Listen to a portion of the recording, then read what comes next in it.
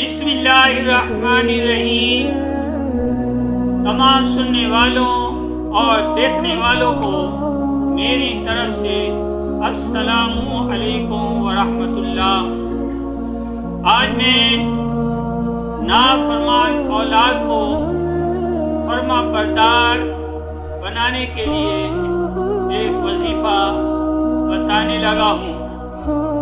وظیفہ بتانے سے پہلے میری گزارش یہ ہے کہ میرے چینل کو سبسکرائب کر لیں اور میری ویڈیوز کو لائک بھی کرتے رہیں۔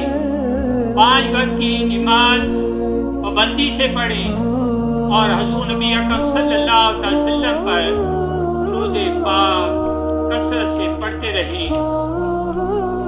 جس شخص کی اولاد نافرمان ہو، ناخلف ہو، تو وہ ہر نماز کے بعد قبل آخر درود پاک پڑھ کر قرآن پاک کی یہ آیت پڑھ لیا کرے۔